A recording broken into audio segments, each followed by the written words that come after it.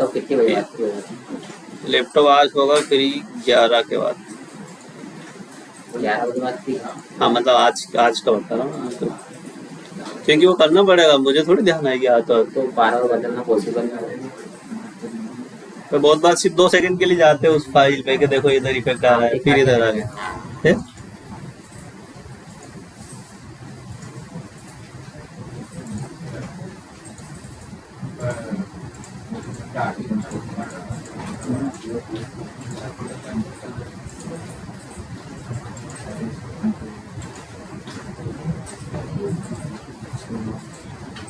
ये उल्टा दिख रहा है क्या कि अपने को दिख रहा है उल्टा? इधर मिरर है। मिरर मिरर जो मिरर का दो।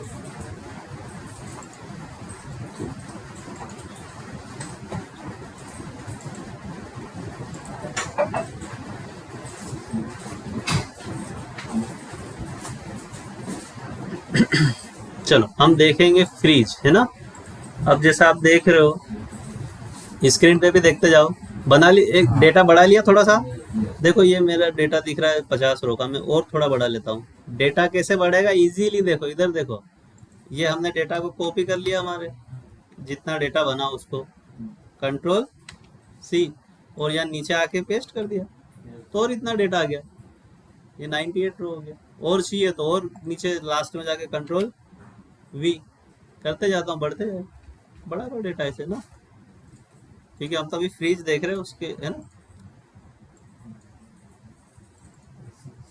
इधर भी थोड़ा सा डेटा बढ़ा रहा हूँ मैं, इधर और थोड़े कॉलम्स बढ़ा रहा हूँ। इधर देखो, इधर देखो, इधर देखो, कॉलम्स भी बढ़ाना है मुझे थोड़े से।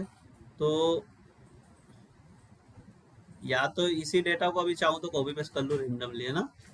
या ऐसे ही बीच में एक दो कॉलम इंसर्ट कर दिए मैंने, तो चलो ये 2-4 कॉलम मान के चलते हैं कि इतना डेटा मेरे पास है। ठीक है, अब फ्रीज की जरूरत, एक तो मैं आपको नीचे स्क्रॉल करके बता रहा हूँ, है ना? स्क्रॉल करके बता रहा हूँ, तो ये देखो हेडिंग हट रही मेरी। अब हेडिंग हट रही है तो समझ ही नहीं आएगा कि कौन सा कॉलम किस चीज का है ना। दूसरा, जब हम इधर जाते हैं, देखो राइट साइड ये स्क्रॉल बार है ना, ये उस दिन कोई फॉर्मूला लगा रहा था तो उसको स्क्रॉल बार नहीं मिल रहा था। किसको किसको नहीं मिल रहा था? अरे सम इफ्स पे फॉर्मूला लगा रहे थे उस दिन, तो परसों के दिन। अरे ऐसे कर नहीं पा रहा था इधर उधर, महेंद्र। हाँ तो ये है ना, ये दोनों तरफ स्क्रॉल बार होता है, ये अप डाउन वाला और ये लेफ्ट राइट वाला, है ना? तो देखो जब मैं राइट साइड जा रहा हूँ, दिख रही कुछ समस्या? क्या दिख रही है, क्या दिख रही है? ये राइट साइड जा रहा हूँ तो हाइड होता जा रहा है कॉलम, है ना? तो मान लो कभी कभी ऐसा होगा कि ये 35,000 आप यहाँ पर हो, अब आपको ये नहीं पता कि ये 35,000 अरुण के है कि दीपक के है कि किसके। जब इधर आ रहे हो, तब नीचे आ रहे हो, तब कॉलम की हेडिंग नहीं दिख रही थी, और इधर आ रहे हो तब समझ नहीं आ रहा है कि ये 35,000 की सेल किसने की है। फिर आपको बार बार ऐसे देखना होता है कि यार इधर आके देखूं, अच्छा अरुण ने की है। फिर इधर आओगे, अच्छा फिर बोल गए थोड़ी देर में, मान लो यहाँ कि यार ये 25,000 की किसकी है, ये 550 क्वांटिटी किसकी है। तो ये सब समस्या का सॉल्यूशन फ्रीज, हम क्या करेंगे, फ्रीज कर देंगे। फ्रीज कैसे कर देंगे कि जब मैं नीचे आऊं तो मुझे कम से कम ये वाली हेडिंग दिखती रहे, और जब राइट साइड आऊं तो ये कॉलम दिखता रहे या ये दिखता रहे, जो भी मेरी रिक्वायरमेंट है ना? ठीक है, तो उसके लिए हम क्या करेंगे, फ्रीज करेंगे। या भले ये देखो, मैंने एक अटेंडेंस शीट बनाई थी उस दिन, आप लोगों से काम करवाया था, उसी पे एग्जांपल ले लेते। मान लो इसमें और भी तारीखें होती, अभी तो मैंने क्या 9 दिन का ही डेटा लिखा था। कितने दिन का था? 9 दिन का ही था। अगर ये 9 की जगह और थोड़ा ज्यादा होता, नहीं 30 दिन का रहेगा ना कम से कम, तो देखो मैं और कॉलम इंसर्ट कर देता हूँ, ये इंसर्ट हो गए, है ना? और इसको मैंने वापस तारीखें बढ़ा दी। अभी कितने दिन का हो गया, 24 डेज का। इधर देखना अब 1 मिनट, और ये एपी को ही मैं कॉपी पेस्ट कर देता हूँ इधर आगे।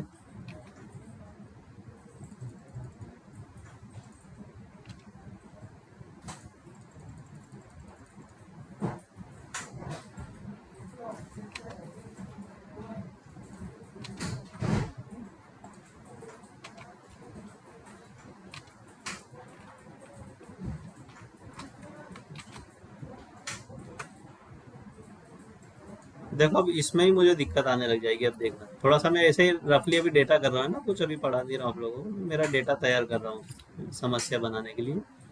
और ये नीचे तक और थोड़ा सा डेटा बढ़ा लेता हूँ। ये मान लो और भी नेम है, रिपीट कर दिए मैंने, ठीक है।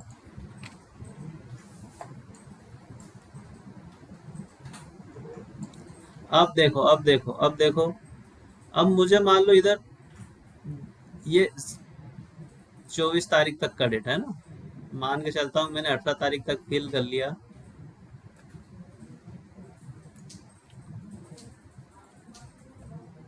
क्योंकि प्रैक्टिकल अपन सोचेंगे तो ज्यादा समझ में आएगा। इसको जून की जगह मैं कर लेता हूँ जुलाई, अभी जुलाई चल रहा ना, इसको जुलाई कर देता हूँ, और ज्यादा प्रैक्टिकल हो जाएगा कि प्रैक्टिकली सोच लेंगे अपन की क्या होगा, है ना।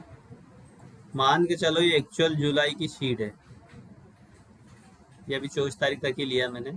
अब मुझे आज अटेंडेंस लगाना 18 तारीख पे, है ना। कल 17 जुलाई थी, कल तक की अटेंडेंस लग गई, आज लगाना है। अब मुझे याद बताना है कि पी ए के ए है, पर मुझे नाम ही नहीं दिख रहा है किसकी, है ना। पी लगाऊं किसकी लगाऊं, फिर मुझे इधर आना पड़ेगा। अच्छा ये रमेश है फर्स्ट पे, तो फिर रमेश पी होगा तो पी, फिर मैं भूल गया इतनी देर में दूसरा कौन है, भूल ही जाएंगे, बहुत सारे नाम है। दूसरा, दूसरी समस्या क्या, जब नीचे में आया तो हेडिंग भी नहीं दिख रही 18 तारीख कौन सी है। एक लॉजिक लगा लेंगे भले कि 17 के बाद 18 होगा, पर कुछ डेटा ऐसा होता है जो लॉजिक नहीं लगा सकते आप। तो ये भी नहीं दिख रहा कि ये कॉलम किस चीज का है, तो फ्रीज कर देंगे, है ना। पर प्रॉब्लम समझ में आ गई, क्योंकि सॉल्यूशन में तभी मजा आएगा जब प्रॉब्लम पता हो। तो उसके लिए हम फ्रीज करेंगे। अब फ्रीज करने के लिए देखो आपको आना होगा व्यू टैब में, व्यू टैब, अभी तक हम डेटा टैब में जा रहे थे, व्यू टैब है ना, ये होम इंसर्ट पेज लेआउट होती है यहाँ पर व्यू टैब, ठीक है। व्यू टैब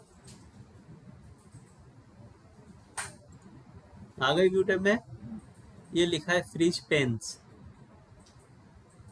फ्रीज पेन्स दिख रहा है एक ऑप्शन, है ना। और इसके एरो को टिक किया तो ये 3 ऑप्शन खुले, तीन ऑप्शन क्या क्या है पढ़ो, freeze panes, freeze top row, freeze first column. Second और थर्ड जो ऑप्शन है वो तो आपको नाम से थोड़ा बहुत समझ आ रहा होगा। Freeze top row, top row कौन सी है हमारी इसमें, ये मेरी शीट को अगर देखो तो ये अटेंडेंस शीट है मेरी टॉप रो, ठीक है।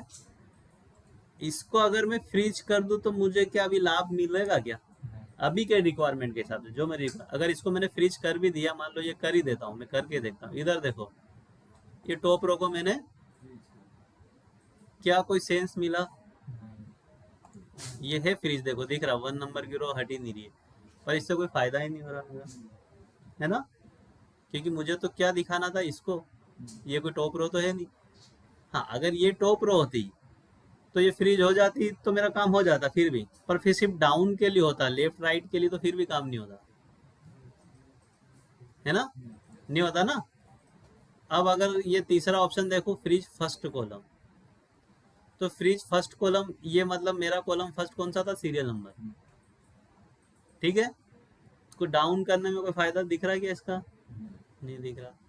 लेफ्ट राइट जा रहा हूँ तो कोई फायदा मिला क्या, सीरियल नंबर नहीं मिला, सीरियल नंबर से क्या फायदा लेना, सीरियल नंबर तो सिर्फ सीरियल नंबर कभी भी बदला सकते हैं आपने, मेरे जैसे अपन ने A to Z कर लिया उसके बाद सीरियल नंबर बदल दोगे आप, तो कभी भी सीरियल नंबर कोई, हाँ ये एम्प्लॉय कोड भी होता तो बात अलग, एम्प्लॉय कोड होता, स्टूडेंट आईडी होती, है ना, कुछ मेंबरशिप आईडी होती तो भी बात है। सीरियल नंबर क्या है, कुछ भी नहीं होता है। सीरियल नंबर तो बस एक काउंटिंग के लिए देखा है, तो हाँ 1 2 3, मेरा पर्पज तो सोल्व नहीं हुआ ना, क्योंकि मुझे यहाँ अटेंडेंस लगानी है, मुझे क्या पता 1 पे कौन है, इतना थोड़ी ध्यान रखूंगा। हाँ अगर आपका डेटा ऐसा है कि जो फर्स्ट कॉलम पे है तो फिर फर्स्ट कॉलम लगा देना, कोई मना भी नहीं है, पर अभी मेरी रिक्वायरमेंट के हिसाब से ये काम करने आ रहा। अब फ्रीज पेन्स, फ्रीज पेन्स को आप देख रहे हो तो इसमें देखो ये साइन बता रहा है थोड़ा सा कि ऐसे रो चल रही है, ऐसे कॉलम चल रही है, और उसके बीच में हाईलाइट एक ब्लू कलर के टिक से, देखो फ्रीज पेन्स को खोल के देखो, जैसे टॉप रो में सिर्फ टॉप रो को हाईलाइट करा उसने, वो दिख रही ना जाली टाइप। फर्स्ट कॉलम में फर्स्ट कॉलम को जाली टाइप करा, पर फ्रीज पेंस में क्या करा उसने, दोनों तरफ को करा, ऐसे एल बनाया, इसको भी और इसको भी, और यहाँ एक कुछ हाईलाइट दिखा रहा है।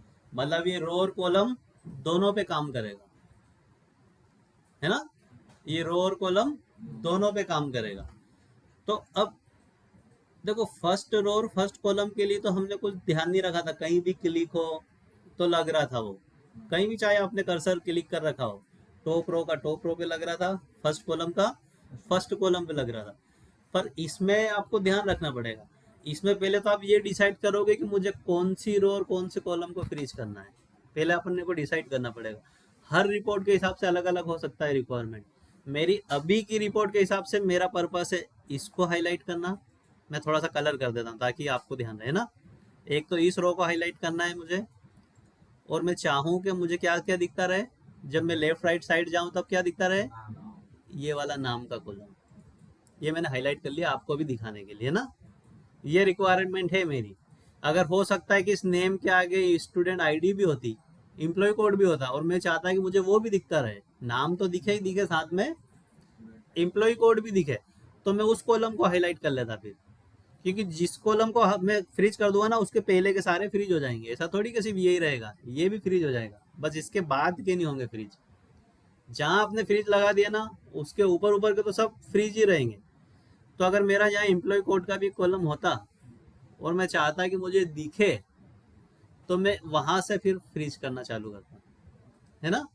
जैसे मान लो एक है मेरे पास कॉलम, मान के चलते हैं ये मैंने लिखा एम्प्लॉय आईडी, ठीक है, इसकी मान लो IPL 001 है, इसकी IPL 002 है, ठीक है, और ऐसे ही करते करते सबकी आईडी है। अब मैं चाह रहा हूँ कि यहाँ तक फ्रीज हो, तो मैं इस कॉलम को फिर हाईलाइट कर दूँ आपको ना दिखाने के लिए, क्योंकि मैं चाह रहा हूँ कि आगे एक जैसे नाम हो सकते हैं दो लोगों के,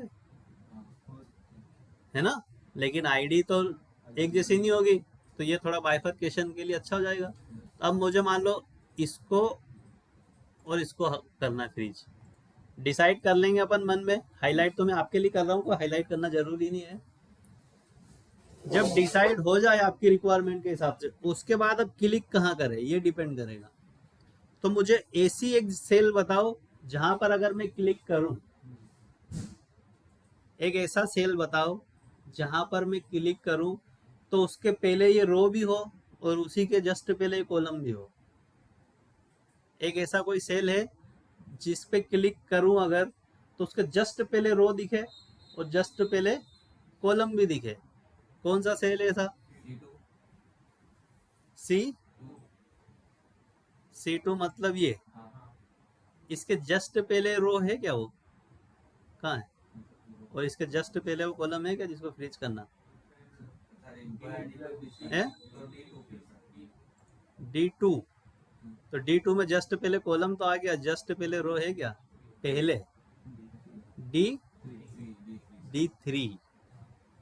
D3 एक ऐसा पॉइंट दिख रहा है जिसके जस्ट पहले रो भी है और जस्ट पहले कॉलम भी है, तो यहाँ क्लिक करना पड़ेगा, है ना, क्योंकि जल्दीबाजी में ध्यान नहीं देंगे, मान लो इधर क्लिक करा हमने या कहीं टाइप करा था तो यहाँ फ्रीज लग जाएगा वो, है ना।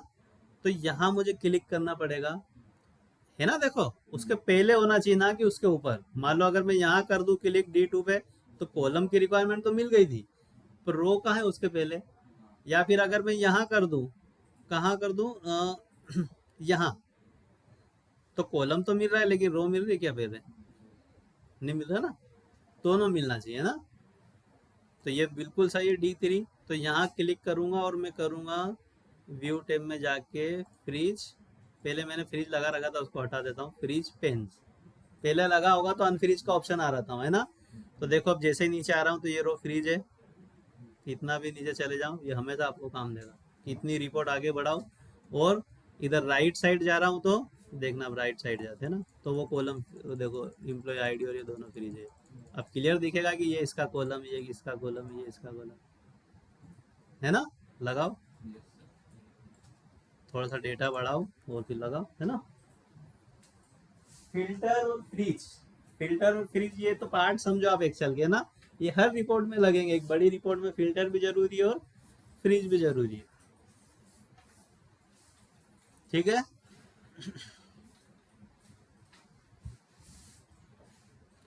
तो वो सेल कौन सा रहेगा पहले तो आप डिसाइड करना। हर बार डेटा में अलग अलग हो सकता है रिक्वायरमेंट।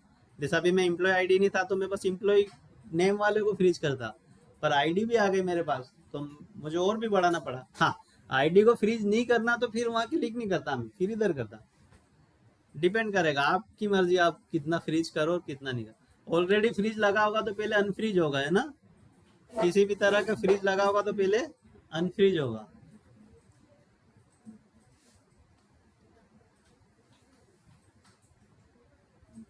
है ना, देखो फ्रीज लगा है तो हम देखेंगे तो अनफ्रीज शो हो रहा है, ये अनफ्रीज। ठीक है,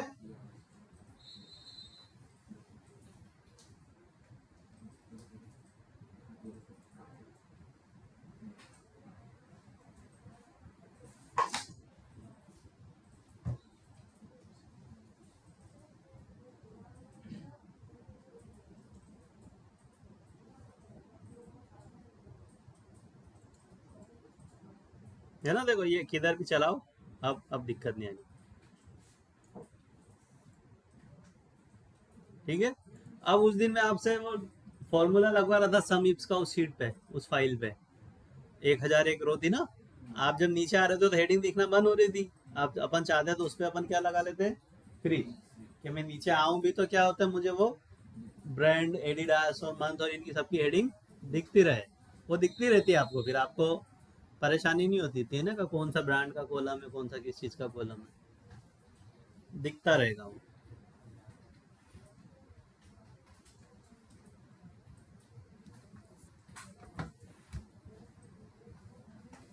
लग गया महिपाल, लग रहा है कि नहीं। यार सिंपल सा ऑप्शन है, इसमें क्या है, क्लिक करना है कि अपने को, और कुछ मेहनत करी क्या अपन ने। डेटा होगा, क्लिक करो और उसको सेट करो बस।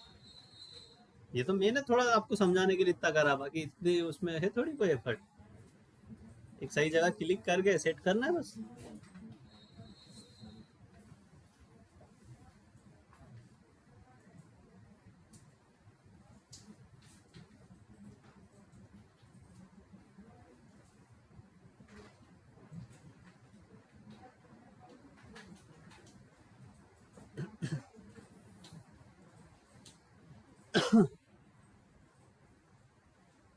ठीक है, याद रहेगा ना, सिंपल सा था। और देखो इस पे ही चाहूँ तो मैं फिल्टर भी लगा सकता हूँ, इस पे ही चाहूँ तो फिल्टर भी लग जाएगा। पर फिल्टर कौन सी टेप से लग रहा था, होम टेप से ना। किसी ने उस दिन डेटा टेप बोला था, वो गलत बोल रहे थे ना। होम, हर एक चीज पे फिल्टर लग सकता है ना। ये एम्प्लॉय आईडी वाइज कुछ देखना हो, रिपोर्ट नेम वाइज देखना है ना, फिल्टर लग सकता है। आता है ना फिल्टर लगाना तो। चलो अब एक नई शीट लेते हैं हम, बिल्कुल फ्रेश शीट, है ना। छोटा सा था ये तो ऑप्शन, बता दिया आप लोगों को। एक नई शीट पे आ जाओ, बिल्कुल नई, लास्ट शीट पे जाके नई शीट खोल लो, है ना। बीच में देखो मत खोला करो, इधर देखो। आप गलती क्या करते हो कभी कभी, इधर देख लो, हो रही होगी आप लोगों से गलती कि मान लो यहाँ इस शीट पे है अपन सम वाली पे, आप यहीं से अगर प्लस दबा दोगे तो इसके पास हो जाएगी इंसर्ट। मान लो समीप पे हूँ और यहाँ प्लस दबा दूं नई शीट के लिए, तो यहाँ हो रही होगी इंसर्ट। नहीं, अपने को आगे बढ़ना है, लास्ट में जाओ, बिल्कुल लास्ट में जहाँ शीट खत्म हो जाए वहां क्लिक करना है और फिर प्लस दबाना है, तो इसके आगे होगी, है ना। क्योंकि टॉपिक वाइज आगे आगे बढ़ाते जाना है ना, ऐसा मत करो बीच में कहीं भी सीट कौन सी भी आ जाएगी।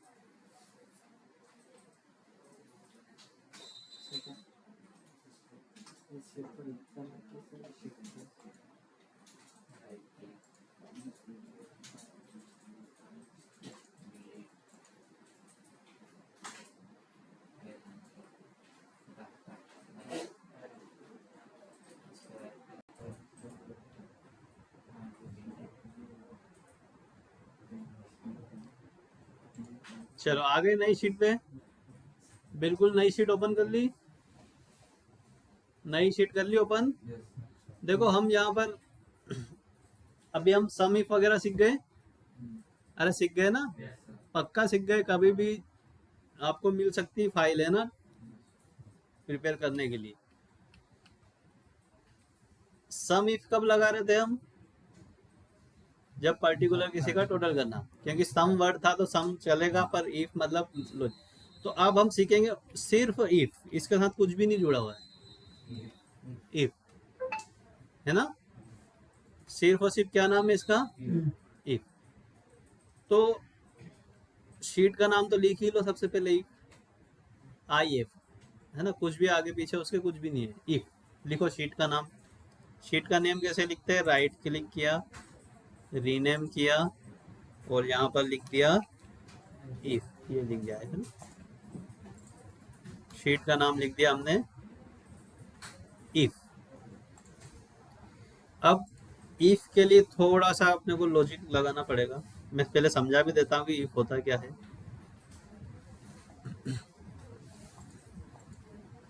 जैसे कि सम इफ का तो आपने बता दिया कब यूज करोगे, जब सर सम करना हो किसी पर्टिकुलर का, तो सम इफ वो पर्टिकुलर एक से ज्यादा हो तो सम इफ, वही उसका काउंट करना होता पर्टिकुलर का तो काउंट इफ, और वो पर्टिकुलर ज्यादा हो तो काउंट इफ। पर्टिकुलर ज्यादा मतलब नेम, नेम के साथ में सरनेम हो सकती थी, या फादर्स नेम हो सकता था, या ब्रांड हो सकता था ना, देखा हमने। तो अब इफ कब लगाएंगे? इफ जब लगेगा कि कुछ लॉजिकल बात हो रही हो। लॉजिकल बात कैसी? कुछ कंडीशन होगी उसके पीछे। कंडीशन कैसी? मान लो कि वोट, हम वोटिंग करते हैं ना, चुनाव, तो वोट डालने के लिए क्या एज का क्राइटेरिया है? 18 साल है, कम से कम 18 साल का होना चाहिए, है ना। तो ये कंडीशन है कि अगर 18 साल का हो गया हो तो वोट डालने के लिए एलिजिबल, कंडीशन है ना, है कि नहीं कंडीशन? तो अगर एक रिपोर्ट बनी होगी कि इसमें से आप लिख लिख के दो कि कौन कौन एलिजिबल है वोट के लिए, और उसमें एज लिखी है, एज के हिसाब से आपको बताना है कि ये एलिजिबल है या फिर नॉट एलिजिबल। तो आप देखोगे ना कि किसके किस केस में लिखा 18, 19, 20, 21, या जिस केस में 17 लिखा होगा उसमें आप क्या लिख दोगे? Not eligible. करोगे क्या नहीं? जैसे मान लो ये एज लिखी किसी की 21 साल है, 17 साल है, 19 साल है, 15 साल, और आपको बोल दिया कि यहाँ पर लिख दो या तो एलिजिबल या फिर नॉट एलिजिबल, है ना। ये हमको बोल दिया कि भैया ऐसे आपको एक रिपोर्ट बनानी है। तो अगर फॉर्मूला नहीं भी आता हो तो भी आप कैसे लिखोगे? 21 वाले के सामने क्या लिख दोगे? लिखोगे एलिजिबल, एलिजिबल लिखोगे, है ना। 17 वालों के सामने क्या लिख दोगे? है ना। फिर 19 है तो आप लिख दोगे हाँ ये भी एलिजिबल है, भैया ये नॉट है। तो मतलब कहीं ना कहीं आप कंडीशन देख के ही कर रहे हो ना। तो अब यही चीज आपको क्या मैनुअल करना पड़ रही है? डेटा बहुत सारा हो सकता है ना। दूसरा, अभी ये 21 साल तक गलती से अगर यहाँ डेटा, गलती नहीं भले चलो नेक्स्ट टाइम ये डेटा कंप्लीट हो गया, नेक्स्ट डेटा आया उसमें 15 साल है फर्स्ट वाले पे, तो अगर आप मैनुअल भर फिल कर रहे हो तो आपको बार बार की समस्या है कि इसको बदलो, बदलना पड़ेगा ना। क्योंकि पहले यहाँ क्या लिखा हुआ था?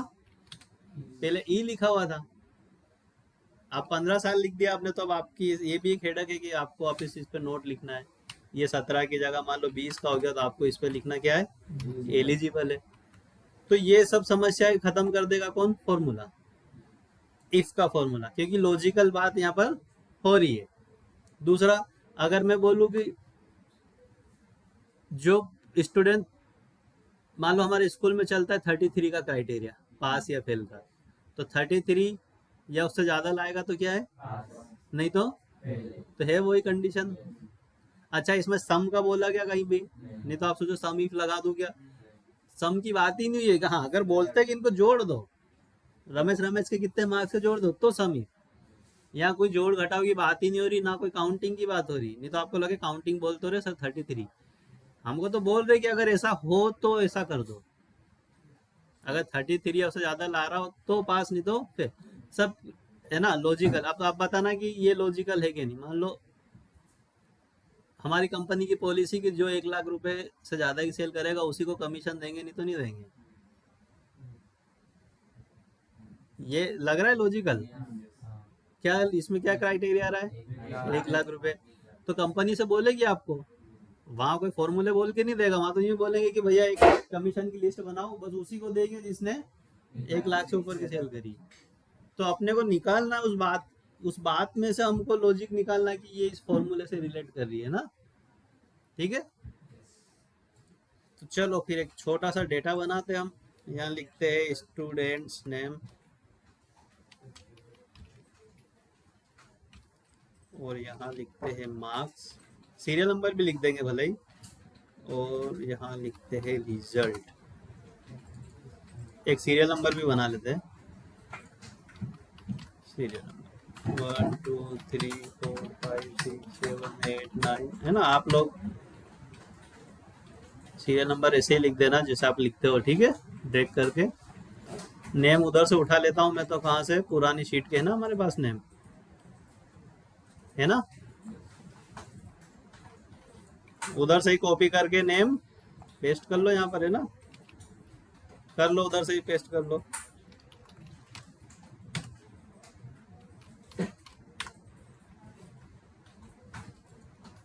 मार्क्स वही लिख लेना जो मैं लिख रहा हूँ, ठीक है। मार्क्स कौन से लिखना, जो मैं लिख रहा हूँ एग्जैक्ट लिख लेना, ताकि रिजल्ट आप सही ला रहे हो या गलत ला रहे हो पता पड़ जाएगा, ठीक है।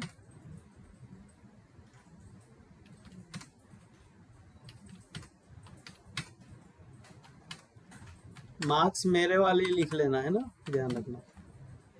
नाम और ये कुछ भी लिख लो, पर मार्क्स बिल्कुल एसीटीज यही लिख लेना। ये ऑल बॉर्डर कर दिया, आता है ना बॉर्डर वगैरह लगाना, है ना। मैं अब देखो कुछ चीजें मैं बता नहीं रहा हूँ, मैं सीधा एक्शन कर रहा हूँ, है ना, उसके ऊपर। मतलब आप, मैं एक्सपेक्ट कर रहा हूँ कि आपको पता है कुछ चीजें, है ना। जैसे कॉपी पेस्ट उधर से कैसे करा लाके नाम, ये सब मैं एक्सपेक्ट कर रहा हूँ आपसे कि आप सब कर लोगे।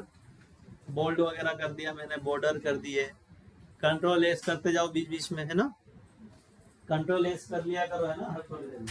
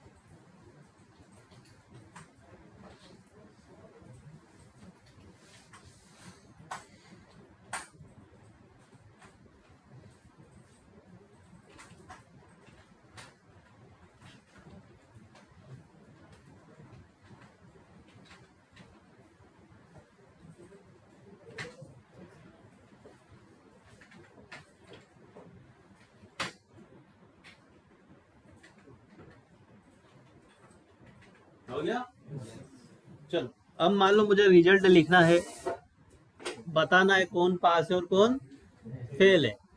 क्राइटेरिया हमको दे दिया है हमारे स्कूल ने 33 या उससे ज्यादा मार्क्स वाला। पास कौन होगा, 33 या उससे ज्यादा मार्क्स ला रहा हो तो क्या हो जाएगा, पास हो जाएगा, ठीक है।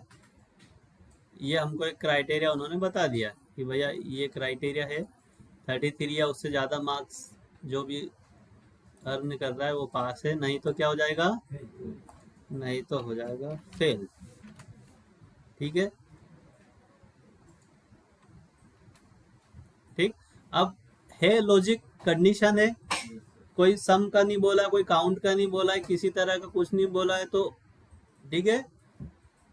तो इफ कंडीशन है, सिर्फ इफ। अच्छा, अगर मुझे नहीं आता फॉर्मूला तो भी बनाना तो पड़ेगा रिजल्ट, तो 25 वाले को क्या देंगे हम, फेल देंगे, अगर मैनुअल कर रहा हूँ तो। फिर इसको पास, वही जैसा भी मैंने एलिजिबल नॉट एलिजिबल बताया था आपको, है ना। पर वही चीज़ है कि फिर ये मैनुअल करना पड़ रहा है। अगले मान लो आप वीकली टेस्ट ले रहे हो या डेली टेस्ट, आज ये फेल हो गया, कल ये पास भी हो सकता है।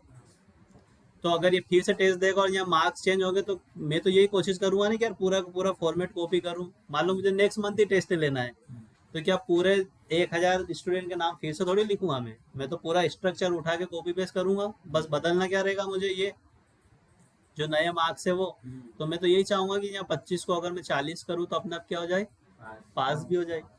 नहीं तो फिर वही समस्या, तो इसके लिए हम यूज कर रहे फॉर्मूला, है ना। फॉर्मूला क्योंकि यूज क्यों करते ये भी पता होना चाहिए। अब इफ लगाने के लिए बहुत अलग अलग तरीके से बताते, अलग अलग टीचर। मैं आपको थोड़ा अलग तरीके से बताऊंगा। अलग तरीका कैसा? क्योंकि इसमें बहुत फिर कठिनाई होती है हमको फॉर्मूला लगाने में। जैसे कुछ लोग क्या रटवा देते हैं कि यहाँ कोमा लगा देना, या इन्वर्टेड कोमा लगा देना, या ये लगा देना, तो थोड़े दिन याद रहता है, फिर वो कोमा अपन गलत गलत जगह पे लगाने लगते हैं। इसमें कोमा लगाने पड़ेंगे आपको, है ना। और एक कोमा भी गलत जगह पे लगा तो फिर आंसर आता ही नहीं है ना, आता ही नहीं है, गलत आता है। जब भी कोई लॉजिकल बात हो तो आप इस वर्डिंग को अपने दिमाग में घुमाना। ये क्या बोल रहा है, हमको क्या बोला गया? पूरा बोलो, पूरा क्या बोला गया? 33 या उससे ज्यादा मार्क्स हो तो पास है, नहीं तो फेल। यही बोला ना, से ज्यादा मार्क्स। यहाँ मैं लिख लेता हूँ। हमको ऐसा बोला है कि 33 या उससे ज्यादा मार्क्स हो तो, है ना, ये दिमाग में है चल रहा है, पर मैं लिख के बता रहा हूँ आपको। तो क्या होगा? नहीं तो, नहीं तो फेल। बस अगर ये हमने दिमाग में जमा लिया तो फॉर्मूला लग जाएगा। इसी को हम फॉर्मूले में उतारेंगे, पर फॉर्मूले में उतारेंगे उसकी टेक्निकल लैंग्वेज में। ऐसा तो लिख नहीं सकते फॉर्मूले में, है ना। यही चीज है, अगर इसको आप दिमाग में बिठा लेते हो तो बहुत इजी फॉर्मूला, नहीं तो फिर घूमते रहते हैं। जैसे अभी वोटिंग की बात कर रहे थे, तो उसमें हम क्या वर्डिंग जमा लेंगे दिमाग में? यदि 18 साल का हो गया हो तो एलिजिबल, नहीं तो। इंग्लिश में सोच रहे हो तो इफ 33 और greater than pass, otherwise fail. ठीक है ना, ठीक है, जैसा आपको सोचना हो, है ना। अब 33 या उससे ज्यादा मार्क्स, ये हमने दिमाग में बैठा लिया। तो अच्छा, अब 33 मुझे अगर जब फॉर्मूला स्टार्ट करना है, स्टार्ट कैसे होता है? फॉर्मूला कौन सा है? तो ये चीजें तो हमने कर ली, चलो स्टार्ट। ठीक है, हाथों हाथी मेरे साथ ही चलते रहो, बस समझ तो ये करेंगे अपन, है ना। इतना तो कर लिया, क्योंकि सबसे पहले तो पहचानना पड़ेगा फॉर्मूला कौन सा लगाएं। अब मैं बोल रहा हूँ कि ये जो लाइन है हमने दिमाग में जो बिठा ली, इसको हम यहाँ पर अप्लाई करेंगे, है ना। अभी आप जिसको थोड़ी कठिनाई महसूस हो, जब मैं आपको टास्क दूं तो पहले भले आप ऐसे लिख लेना, क्योंकि हो सकता है हम माइंड में नहीं वर्डिंग जमा पाए एकदम। तो ऐसे लाइन जमा लेना तो इजी हो जाएगा। अब 33 या उससे ज्यादा मार्क्स। अब अगर मैं ऐसा सिंपल सा लिख दूं 33 या उससे ज्यादा मार्क्स, तो एक्सेल को क्या पता कि आप इससे कनेक्ट करना चाह रहे हो। हमने सम भी लगाया, भले सम इफ भी लगाया, तो कनेक्ट तो कराना किसी से। अच्छा, सुनील से कनेक्ट करूं क्या बात? सुनील की हो रही तो, या इस वन से कनेक्ट करूं या इससे कनेक्ट करूं? मार्क्स से ही करूंगा ना, ये तो कॉमन सेंस वाली बात है ना। नहीं तो हम सोचे सुनील की बात है तो सुनील को नहीं, सुनील से क्या लेना देना। तो ये कनेक्ट कर दिया मैंने। ये तो बताना पड़ेगा ना कौन सा सेल। इफ ये सेल कौन सा? C2। इफ C2, अब क्या है मेरा लॉजिक? 33 या उससे ज्यादा मार्क्स लाया हो। तो बस इतना ध्यान रखना कि इसमें जो उससे ज्यादा लिखाना या उससे ज्यादा, ये पहले लिखना है। इफ C2 ग्रेटर देन और इक्वल। ग्रेटर देन के लिए साइन कौन था? ये वाला, शिफ्ट के साथ, है ना। क्यों लिखा है साइन मैंने? क्योंकि उसमें लिखा है ज्यादा या फिर, या उससे ज्यादा का मतलब क्या होता है कि ये भी और इससे ज्यादा भी, तो इक्वल भी लगा दिया और ग्रेटर देन भी लगा दिया। इफ C2 ग्रेटर देन हो या इक्वल हो, क्योंकि 33 वाला भी पास है ना। तो इक्वल इसलिए लगाया कि 33 भी लाए तो पास, और ग्रेटर देन क्यों लगाया कि इससे ज्यादा भी लाए तो पास। अब ये तो लिख दिया C2 ग्रेटर देन और इक्वल हो, लेकिन किससे? तो मैं लिख दूंगा 33 से। भले वो 100 नंबर लाया हो तो यहाँ 100 मत लिख देना, आपका जो क्राइटेरिया वो लिखना। नहीं तो कंफ्यूज होगा कि यार सर ये तो लाया नहीं, मुझे तो दिख रहा है 25 मार्क्स, तो भी आपको लिखना है। यहाँ तो क्लियर दिख रहा है ना मुझे नहीं लाया उससे ज्यादा। तो ऐसा नहीं कि यहाँ पे 25 लिख दूं, नहीं, मुझे तो क्राइटेरिया 33 का मिला ना, तो 33 ही लिखना है। ठीक है, ये इतनी लिख दिया, इतना टाइप हो गया हमारा देखा जाए तो 33 या उससे ज्यादा, यहाँ तक लिख दिया मैंने, यहाँ तक मार्क्स तक, मार्क्स को सिलेक्ट कर लिया था, ज्यादा और इक्वल ये या उससे ज्यादा, और ये 33, बस इसको टेक्निकल लैंग्वेज में लिखा, चीजें वही है। अगर ये ग्रेटर देन और इक्वल हो 33 से, अब क्या लिखा, मार्क्स तक तो टाइप हो गया, अब क्या लिखा है, हो तो इस तो के लिए आपको कोमा लगाना है। जब भी आपकी जुबा पे तो वर्ड आ जाए तो कोमा, क्योंकि न्यू कोमा समझ नहीं आएगा कुछ, क्योंकि देखो रटोगे तो आप कभी कभी 33 के पहले लगा दोगे, जो रट के बैठेगा ना वो कभी कभी 33 के पहले लगा देगा, कभी इक्वल के पहले लगा देगा, नहीं तो वर्डिंग जब तक नहीं आए, देखो यहीं पे तो आ रहा है, इफ C2 ग्रेटर देन और इक्वल हो 33 से तो देन, है ना, if C2 greater than and equal of 33 then, आ रहा है, जब तक ये देन या फिर तो वर्ड नहीं आए तब तक कोमा नहीं लगाना, और जैसे ही तो आ जाए जुबान पे तो लगा देना, है ना। जैसा भी 1 लाख का मैं एग्जांपल दे रहा था, अगर 1 लाख से ज्यादा की सेल करी हो तो आ रहा है ना, देखो वर्ड हर बार आएगा, अगर 18 साल की एज पूरी हो गई हो तो क्या हो जाए, तो लगा दिया अपन ने, अब क्या हो जाए, पास हो जाएगा, सिर्फ पास होगा, अभी पास तक नहीं, फेल नहीं आया अभी ना, तो तक हमने टाइप कर दिया, तो क्या होगा, अब मुझे लिखना है कि तो पास हो जाए, तो यहाँ क्या ध्यान रखना पड़ेगा, डबल इनवर्टेड कोमा लगाना पड़ेगा, क्योंकि हमारे फॉर्मूले की रिक्वायरमेंट है कि भाई जब भी टेक्स्ट लिखो तो क्या करो, तो इस पास को किसके अंदर लिखूं मैं, है ना, ये हमको पता है ऑलरेडी, ये नहीं लगाओगे तो फिर वो आंसर नहीं देगा, तो क्या हो जाए, पास, कहाँ तक फॉर्मूला टाइप हो गया, यहाँ तक, फिर क्या आया, नहीं तो के लिए फिर कोमा लगा देना, लिख दो, आगे तो खुद ही कर दोगे, नहीं तो फेल, फेल के लिए क्या करोगे, जो जो पॉलिसी अपनानी हो अपना लो, नहीं तो फेल। मिला इस लाइन से, देखो वर्डिंग मैच हो रही कि नहीं हो रही हमारी, है ना, मैंने यहाँ वर्डिंग में थोड़ा आगे पीछे लिख दिया, पर फॉर्मूले की रिक्वायरमेंट वो ये कि ये ग्रेटर देन और इक्वल हो, शुरू में 33 मत लिख देना, साइन लगाने के बाद ये ग्रेटर देन एंड इक्वल हो 33 से, देन पास, अदरवाइज फेल। चलो एंटर मारते हैं, और इसको हमने कर दिया क्या,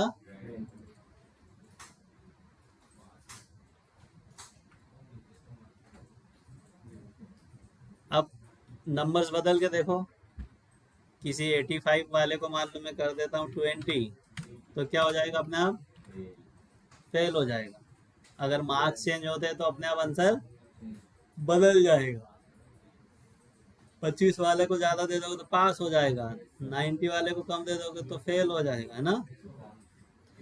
फॉर्मूला एक बार और लगा लो, आप लोग इतनी ड्रैग मत करो, थोड़ा सा एक बार अपने लेवल पे भी लगाओ, है ना, पूरा फॉर्मूला लगाओ एक बार अपने लेवल पे,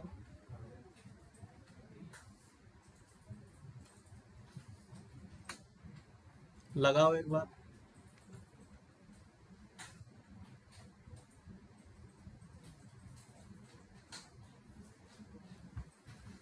है ना, ये F2 से देख भी सकते हैं फॉर्मूला, F2 प्रेस करा, दिख गया फॉर्मूला, है ना।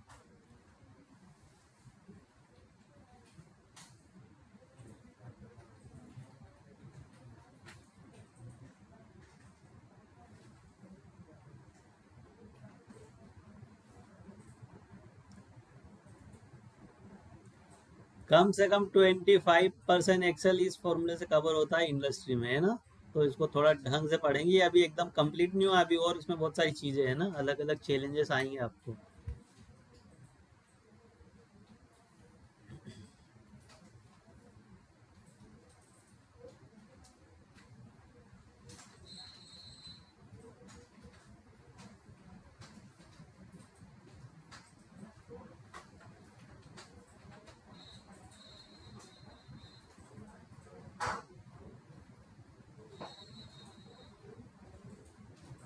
बन गया एक बार खुद से ही, बनना चाहिए यार, अब हर चीज में वो मत करना जो नहीं बना रहे हो कि अब ये भी नहीं बन रहा है, हर चीज नहीं बनेगी तो फिर मतलब कहीं ना कहीं खुद ही एफर्ट कम लगा रहे हो ना। समझ के करना है, ना कि साइन देख देख के, ना। ये कोमा का मैंने लॉजिक बता दिया, दो जगह कोमा लगेगा, कब लगेगा? देन, अदरवाइज, तो, नहीं तो। हिंदी में सोच रहे हो तो नहीं तो। इंग्लिश में सोच रहे हो तो देन, अदरवाइज। इन दो जगहों पर ही कोमा लगा, तो लगाना मत। लग गया? लगाओ एक बार, सब लगाओ अपने अपने लेवल पे। अगर आप अभी वो आदत नहीं पकड़ोगे, देन अदरवाइज की जगह या तो नहीं तो की जगह, तो फिर फंसोगे, देखो आगे 4 दिन बाद भूल जाओगे कि ये कोमा कहाँ लगता है, क्योंकि अभी फॉर्मूला ये बड़ा भी होगा धीरे धीरे ना, तो फिर वहां अटक जाओगे, यार कोमा कहाँ लगाऊं।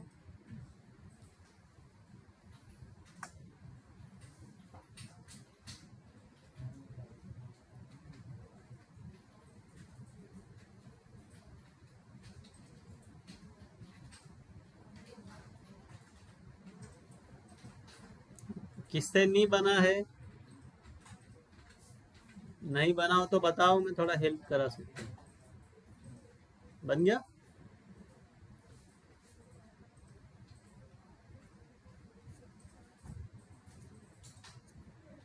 करना है क्या चेक इधर, महेंद्र? करना है क्या? दिक्कत आ रही क्या कुछ? बन गया? नहीं बने तो बताना है ना, ऐसा कुछ नहीं है कि।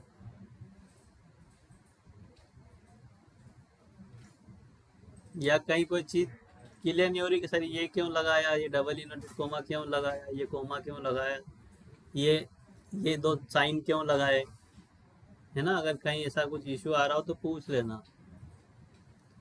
या पहले C2 को क्यों सिलेक्ट किया।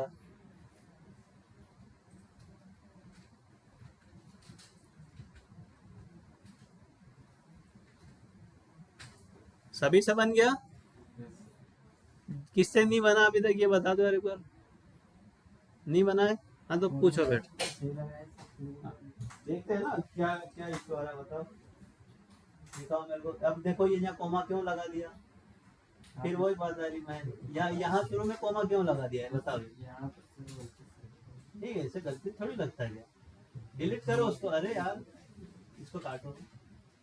डिलीट उधर बिग स्पेस से उधर होगा ना, डिलीट करो,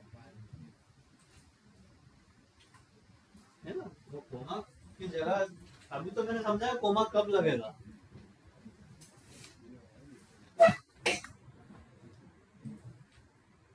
खुद नहीं लगाया ना, वो मैंने लगवाया था, वो तो नहीं है। बाकी बन गया सबसे। तो चलो फिर एक चीज बनाओ फटाफट। इधर देखो, सबका हो गया है। इधर उधर की रो गई पूछी पूरी।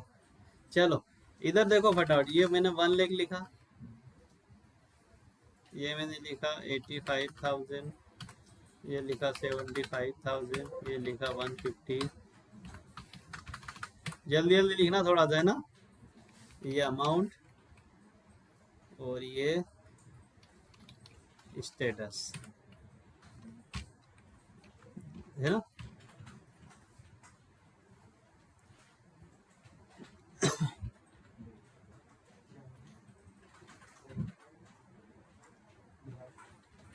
लिख लिया? ये 4 डिजिट लिखो फटाफट, लिखो तो ये इधर लिखो, स्क्रीन पे दिख रहा है नीचे। लिख लिया सबने? 1,85,000, 75,000, 150, है ना? अब आपको एक आंसर बनाना है सामने स्टेटस में। जिसने भी 1 लाख से ज्यादा की सेल करी उसके सामने यस लिखना है, नहीं तो नो लिखना है। 1 लाख से ज्यादा की सेल करी उसके सामने यस लिखा हो चाहिए, नहीं तो नो। सुन लिया? बना दो, 4 ही लोग हैं। 1 लाख से ज्यादा की सेल करने वाले को यस, वरना नो। 1 लाख से ज्यादा, सिर्फ 1 लाख से ज्यादा।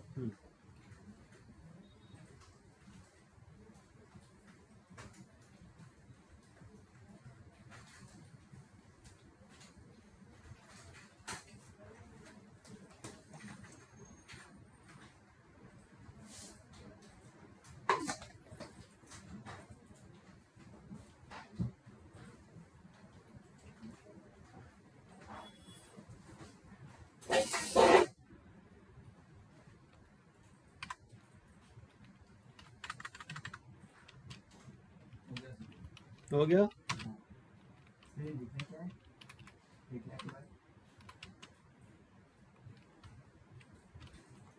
हम्म 1 लाख से ज्यादा सेल हो तो यस नो। हाँ बताओ आंसर।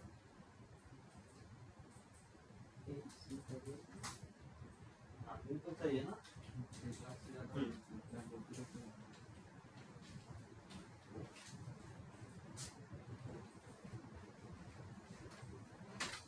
बन गया।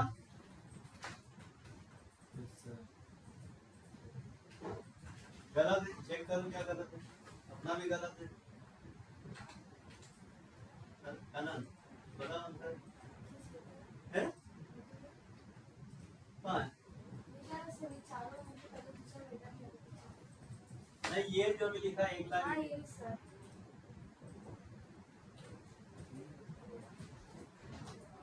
थोड़ा इधर मुझे क्या लिख रहे हैं थोड़ा जी। अच्छा ये तो गलत आंसर देखो।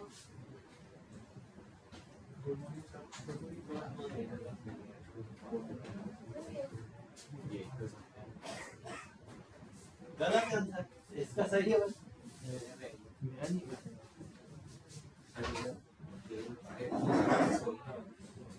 नहीं मेरा नहीं है। नीचे क्लिक करो। मेरा सही नहीं क्या? क्या बोला मैंने 1 लाख से फिर भैया हमको यही तो रखना है कंट्रोल। इक्वल का साइन नहीं आएगा मार्क 33 वाले अपना भी गलत है। अच्छा ये 1 लाख से ज्यादा है क्या? 1 लाख से ज्यादा है क्या? अरे मैं बोला तुम 1 लाख से ज्यादा शेयर करोगे तो ही दूंगा। एक है ज्यादा तो फिर नो आना चाहिए अंदर। हो गया सर जैसे आपने बताया नहीं मैंने तो ऐसा नहीं बताया कहीं। तो भैया 1 लाख से ज्यादा नहीं है अगर तो फिर ये इक्वल का साइन लगाऊंगा ही नहीं मैं सिर्फ ज्यादा का साइन लगाऊंगा। हो गया हम करो इक्वल का साइन नहीं आएगा इसमें ना। नो आया ना पहले का आंसर। इसलिए मैंने 2 बार पूछा था आपसे। हाँ इवन इसने पूछा भी था तो मेरा तो ये था भाई अभी मत पूछो मतलब सब कुछ समझना दो पर ठीक है। मेरे को कंफ्यूजन था। अमाउंट क्यों बढ़ा दो यार। नहीं मतलब फॉर्मूले में कि 1 लाख में से 1 लाख से ऊपर अरे मतलब फॉर्मूले में 1 लाख डालेंगे तो उसको टेस्ट कर देगा वो। नहीं तो क्यों 1 लाख का अमाउंट बढ़ा दोगे जो हाँ क्यों। अरे कंपनी ने तो ये बोला ना 1 लाख से ज्यादा की सेल करोगे तो तुम अमाउंट कैसे बढ़ा दोगे। क्या लगाया फॉर्मूला इफ देखो इधर इफ ये सेल क्या हो। अब मैं इक्वल का साइन नहीं लगाना है यहाँ मुझे बोला क्या 1 लाख के बरोबर तो बस साइन हटाऊंगा ऐसा थोड़ी का अमाउंट हटा दूंगा। ज्यादा हो 1 लाख से तो आ रहा है देखो तो क्या तो यस नहीं तो आया नहीं तो जवाब है।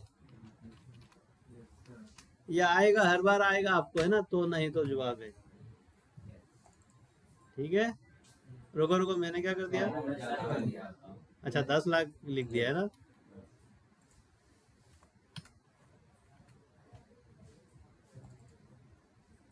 देखो फॉर्मूला तो हालांकि बहुत रिव्यू के तरीके रहते हैं मान लो मैं नहीं ध्यान देता तो बहुत अभी सीखोगे अब धीरे रिव्यू होता है ना तो पता चलता है कि मैं फिल्टर से भी देखता फिर कंडीशनल फॉर्मेटिंग भी लगा था और दिखता है कि ये गलत आ रहा आंसर है ना। ठीक है याद रहेगा। अब जिसके पास सिस्टम हो घर पे एक बार प्रैक्टिस भी कर लेना।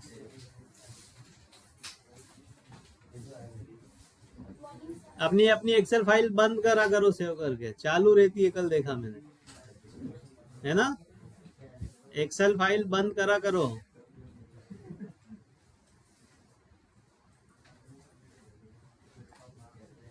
सर 1,50,000 हो गया है। 1,50,000 1,50,000 हाँ वो एक से ज्यादा है यस।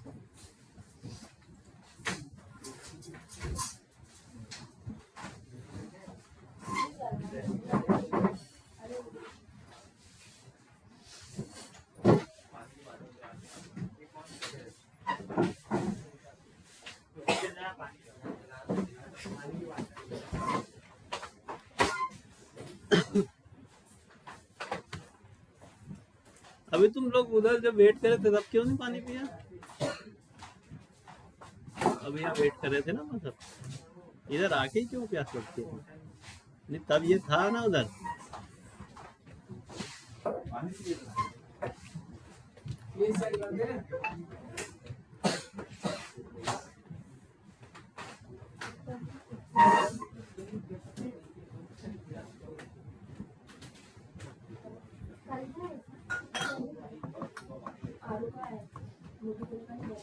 चलो जल्दी करो, ये पानी वानी की रामायण मत करो इतनी।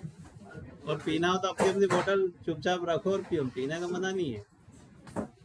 कल एक दूसरे से शेयरिंग केयरिंग कर रहे हो ना, उससे क्या डिस्टर्बेंस होता है ना। वरना फिर हम मुझे बोलोगे पानी पीवा, सर आपने मना करा पानी पी।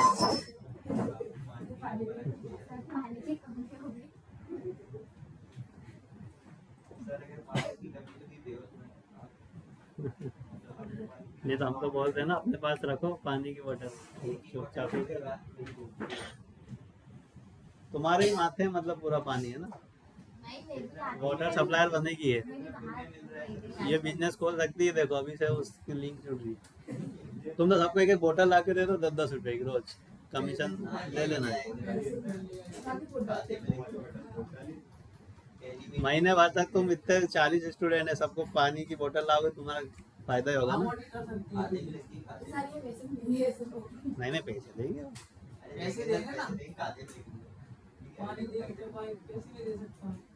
और टिफिन सेंटर भी अपन खोल सकते हैं।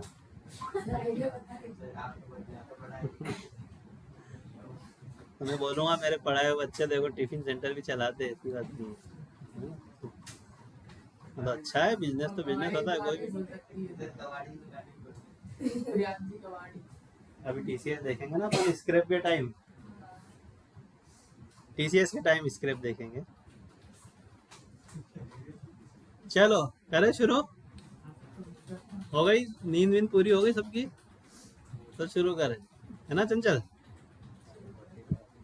आ गया था जीएसटी लगाना, जीएसटी लगाना आ गया था सबको।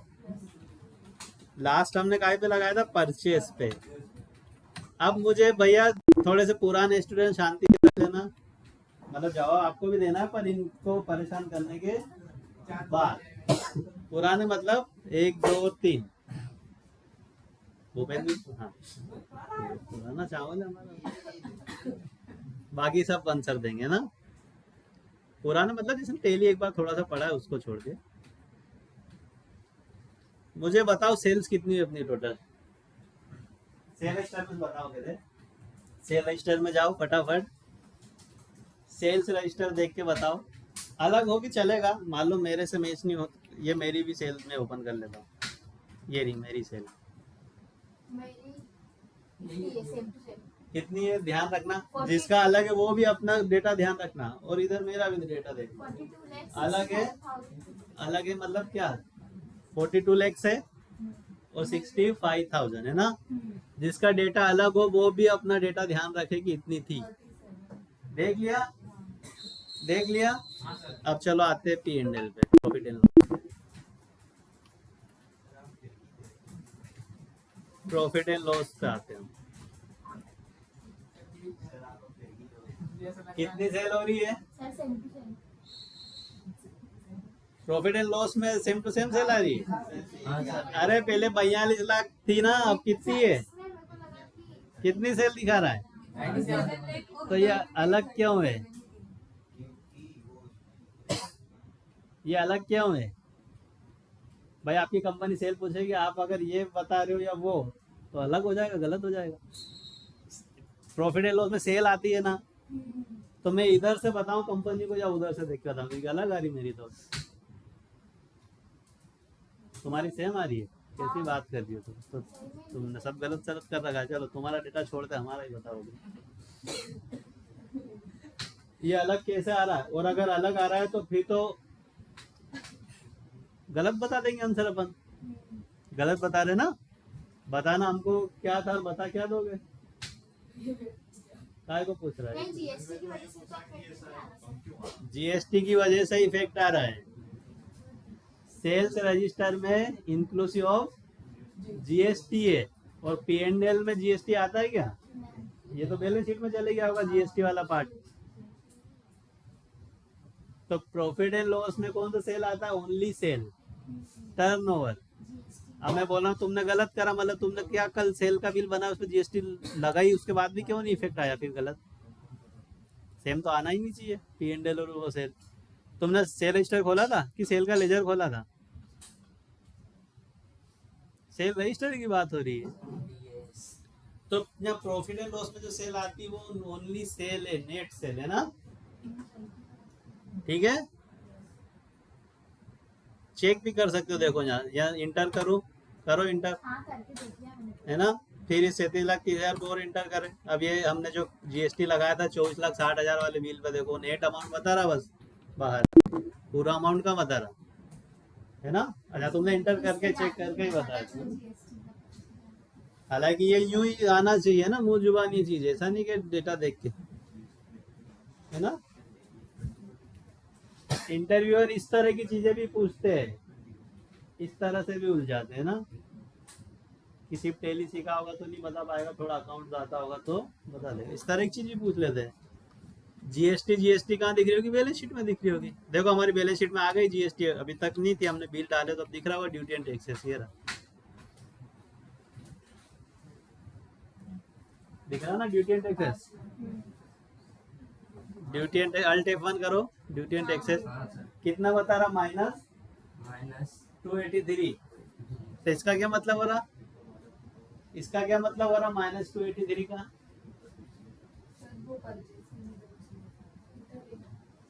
-283 मतलब जो अपना है? जीएसटी में। अरे हाँ है तो जीएसटी पर है, माइनस है, इसका क्या मतलब?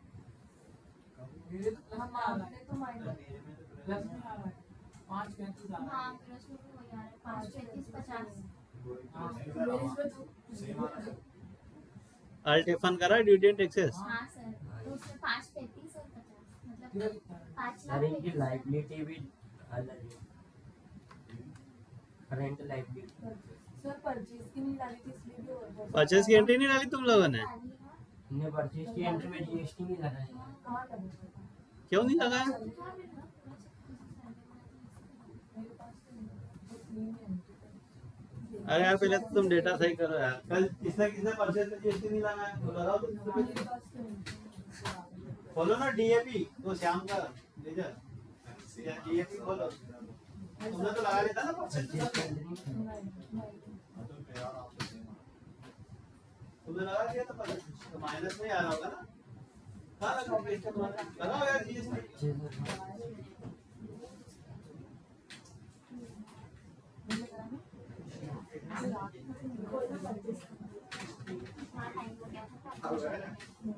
टाइम हो गया था।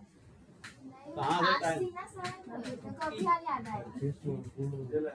तो तुम लोगों के बाद में मैंने सेल पे जीएसटी लगाया था, उसके बाद मैंने परचेज पे भी लगाया, सबके बाद में सेल पे लगाया था ना मैंने जीएसटी।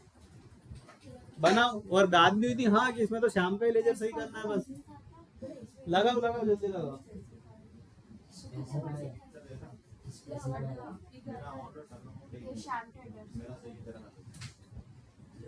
अरे रुको बेटा, परचेज का लेजर सही कर लिया तुमने, इस पे कहाँ लगा रहे हो बेटा? वो स्टॉक आइटम वाले पे लगाओ ना, इसकी बात कर रहे हो। तुमने शाम का लेजर चेक कर लिया? क्या क्या चेक करने होता है? 4 चीजें। एक तो हमारी ऑलरेडी सेट है, जीएसटी के लेजर लगाएंगे वो भी सेट है, बचे क्या? बस ये दोनों। इसमें क्या चेक करना है? कंट्रोल इंटर है ना, ये स्टेट इसका लगाओ सही। देखो स्टेट में लिखा तुमने, बिना स्टेट में मत करो। मध्य प्रदेश लिखो ना, अरे रुको रुको, ऊपर स्टेट लिखो ना इनकी। रुको क्या सिलेक्ट करा? कंट्री ये में सब सही हाँ, आगे मध्य प्रदेश। रुको जी टाइप हो गया, ये आगे मध्य प्रदेश। यार फिर अपन टाइम पास मत करा करो, आते से लगाया ना चाहिए बेटा, याद रखो अपनी चीजों को। या स्टार्ट करो, प्लेस ऑफ सप्लाई इतना मत जल्दी करो, बाद में अपन सेट कराना। या देखो प्लेस ऑफ सप्लाई नहीं आ रहा सही। ठीक है, करो मत पता। तुम्हारे पास परचेज की एंट्री नहीं डाली है क्या चंचल? नहीं सर वही डाल दी। कंट्रोल इंटर से करो। इसमें देख लो, इसमें कंपनी है, नीचे गुड्स है, करो इसको गुड्स, करो सेव, मतलब करते जाओ, इंटर आते जाएगा अपने आप, है ना। ये देखो आ रहा, लास्ट में जीएसटी लगा देना, इंटर करके जाओ। ध्यान रखो, ध्यान नहीं रख रहे हो यार। और ये चंचल ने बिल ही नहीं डाला अभी तक, परचेस की एंट्री नहीं डाली। सर मैं आई नहीं थी मीटिंग पर।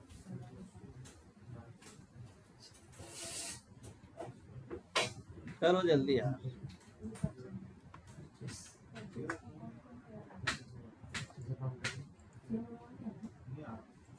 सर जैसे इनके हमें परचेस अकाउंट 2 बने हैं, तो अपन परचेस अकाउंट सर्च करेंगे तो नहीं आएगा। क्यों बने 2 परचेस अकाउंट?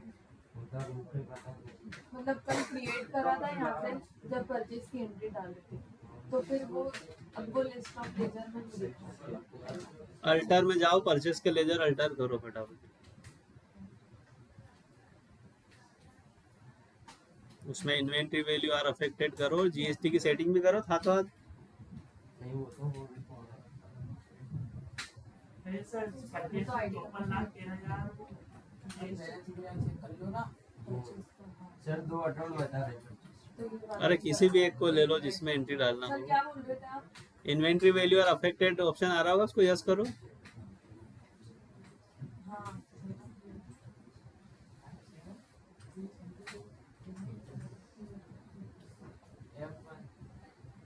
क्या हुआ? टाइप्स ऑफ नीचे आया जीएसटी हाँ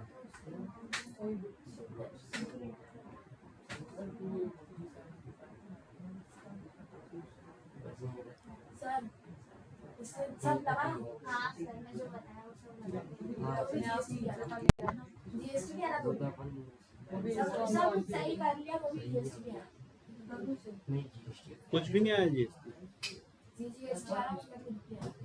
ये जीएसटी में इंटर करा तो मतलब हमारी नहीं आ रही, सर ने डलवाया उससे।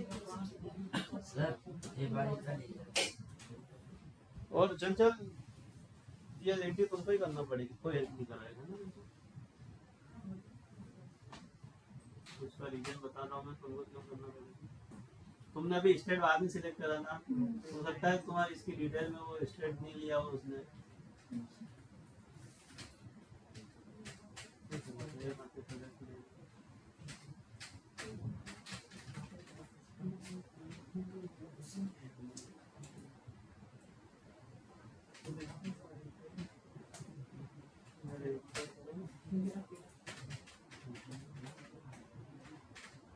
आ गया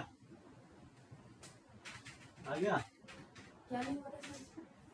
अच्छा ठीक है सर। भैया, पहले तुमने रेगुलर कुछ कर ही नहीं रखा था। अब सोचने वाली बात है, अगर ये अननोन पर्सन है या यूआरडी कैसे जीएसटी का बिल बना सकता है?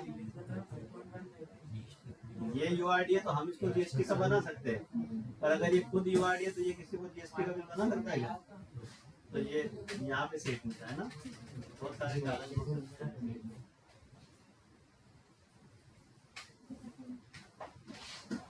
हाँ चंचल जी, आप एक बात बताओ, कल इसके बाद कौन सी क्लास थी आप लोगों की? टेली के बाद और जीएसटी के बाद फिर क्या काम रहता है? जब मुझे पता है कि मेरे पास परचेज की एंट्री नहीं डली हुई है, सर ने सबको बोल रखा है कि परचेज में सेट कर लो जीएसटी, तुमने नहीं सोचा कि यार मैं जब ये जीएसटी सेट करेंगे तब मैं क्या करूँगी? इधर आना था, 5 मिनट इसको भी रोकना था कि मेरी परचेज की एंट्री डलवा दो। सबके लिए बोल रहा हूँ ना, ऐसा करना चाहिए। नेक्स्ट क्लास देखो डिस्टर्ब हो रही, सब बच्चे बैठे आराम से, है ना। मेरी मजबूरी है कि मैं आगे नहीं बढ़ पा रहा हूँ। क्यों नहीं आगे बढ़ूंगा? क्योंकि आपके डेटा ही नहीं रहेगा तो आप क्या ही आगे समझोगे। तो एक की वजह से पूरी क्लास डिस्टर्ब हो रही मेरी। 10 मिनट रुका करो बाद में, कोई हाँ अगर रियल में कोई जल्दी हो आगे जाने की तो बात है, नहीं तो कंप्लीट करा करो, या 10 मिनट कुछ भी टाइम निकालो अपने लिए ना। मतलब ये सबके लिए, कल को तुम भी कर सकते हो, कल को तुम भी ध्यान रखना। सिर्फ बात जीएसटी लगाने की थी, अब जीएसटी लगाने तो बोल के मुझे एंट्री डालना बाकी है, कितनी बड़ी बात है। करो जल्दी करो एंट्री। जीएसटी तो सब में सेट कर रखा ना इसने स्टॉक आइटम में, तो सिर्फ एंट्री डालना, कुछ भी नहीं बचा है ना। कर दिया इन्वेंट्री वैल्यू अफेक्टेड, परचेज के लेजर में जीएसटी की सेटिंग कर दी एज पर कंपनी, हाँ वो कर और गुड्स कर दिया था हाँ पक्का। हाँ वही। तो बनाओ फिर एंट्री फटाफट। और ये कर दी स्क्रीन सेट मैंने ना, सही दिख रही ना इसी से लैपटॉप।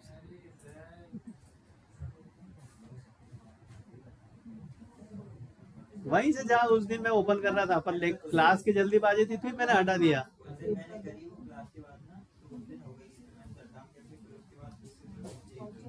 नहीं इसमें तो हो गया, आप देखो। नहीं तो कल शट डाउन किया ना। अरे कल कर दिए सेट, तो कल की हुई है, कल की सेट की हुई है, आज थोड़ी सेट कर रहे थे। कोई सीरियल नंबर दिख रहे होंगे, पहले नहीं दिखते थे टेली में अपने, वो नहीं दिख रहे थे, क्या बोलते हैं। देखो अब तुम्हारी स्क्रीन यहाँ तक दिख रही जो लाइव वाली है। नहीं नहीं उधर तो सही दिख रहा है, पर तुम्हारे लैपटॉप में थोड़ी सी कम हुई। उसको मैंने कितना करा है,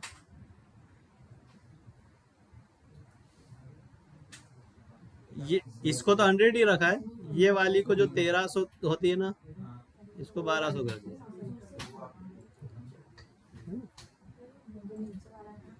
क्योंकि मुझे था कि होती तो है, क्योंकि देखा तो है थोड़ा बहुत टेक सपोर्ट वालों को करते हैं। तो करो एंट्री करो बेटा, जल्दी से करो। देखो आप लोग एंट्री के लिए मत डिस्टर्ब कराओ यार क्लास, नहीं तो 6 महीने लग जाएंगे आप लोगों को टेली चलाने में।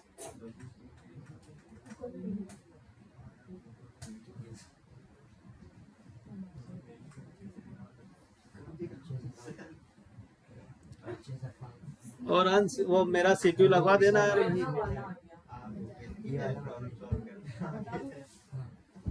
क्या हो रहा,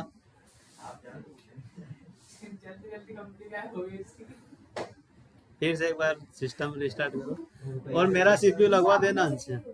उसमें क्या फाइल है मेरी, मुझे आपको प्रोजेक्ट देना है तो कहाँ से दो, है ना।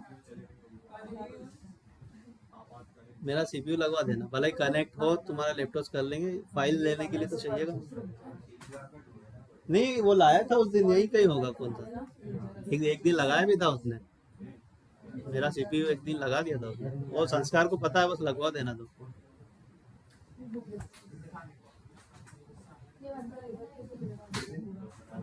क्या एंट्री कर रहे हो कि नहीं कर रहे हो? अरे एंट्री कर रहे हैं ये, लेकिन इनके पास परचेज के लेजर तो है। तो अरे तुमने अभी जो परचेस का करा वो ले लो ना। वो ले वही सकते ले रहा है, एंट्री कर रहे हैं ना सर, तो परचेज लेजर है ना, दूसरा वाला आ रहा है, वो लेजर है। अरे तुमने अभी जिसमें सेट किया होगा ना इन्वेंट्री वैल्यू इफेक्ट, वो दिख रहा होगा, हाँ तो उसको चलाओ ना आगे। वो तो चला रहे, और क्या दिक्कत है? लेजर तो है परचेज, हाँ तो तो वो जो दूसरा लेजर है ना वो वाला। तुमको क्या पता वो दूसरा है, जिसको सेट करा होगा वो आएगा ना, हाँ जिसको सेट करा है वो आए। उसको भी सेट कर दो, वो भी दिखने लग जाएगा। परचेज अकाउंट है और ये परचेज है, तो हाँ। परचेज वाला आ रहा है। तो उसने परचेज को सेट कर दिया होगा। हाँ उसको सेट परचेज अकाउंट को भी सेव है। अरे इन्वेंट्री वैल्यू अफेक्टेड जो सेट करवाया ना मैंने, वाला वो दिख रहा है। वो परचेस वाला दिख रहा होगा। तो क्या दिक्कत है, आने दो ना, एंट्री करो यार फटाफट। परचेस की एंट्री बताओ उसको जल्दी जल्दी। तो बता दिया था सर, एंट्री दूसरे लेजर में चले आई, चलिए आन दो, अलग अलग एंट्री। हाँ चलिए आन दो। 2 परचेस हो जाएगी, और क्या होगा, P&L में से ज्यादा क्या होगा। अब आगे से इसी में एंट्री करना है ना, ध्यान रखना।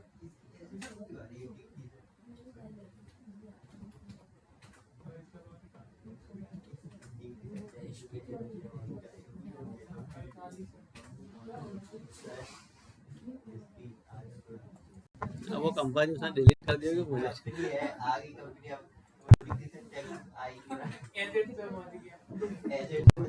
हाँ वो माइनस वाला जा सकता है एसेट्स में, कोई दिक्कत। एसेट्स में चले गया ना, एसेट्स में चले गया ना, हाँ ठीक। मैं वही पूछ रहा था तुमसे, ये जो माइनस है ये क्या होता है, ये एसेट्स है हमारी। क्यों याशिका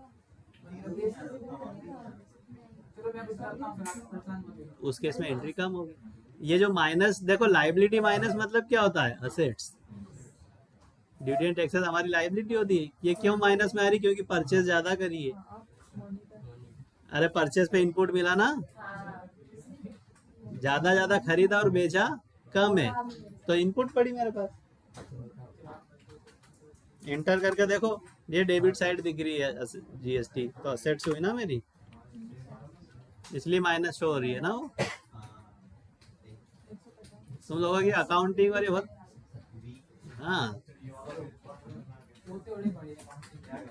भाई लाइबिलिटी माइनस मतलब क्या, असेट्स। जीएसटी इनपुट है मेरी, और क्यों है इनपुट, इसका रीजन भी पता अपने को, परचेज ज्यादा की कर दी हमने। सर एक बार इंटर हाँ ये इनपुट साइड दिखा रहा है, डेबिट साइड, और एंटर करूंगा तो ये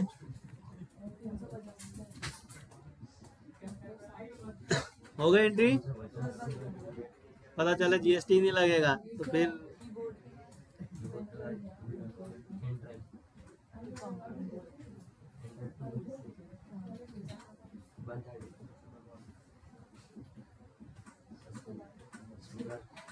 ये रिकॉर्डिंग बंद करने तो कुछ चल तो ना नहीं ना जबरदस्ती,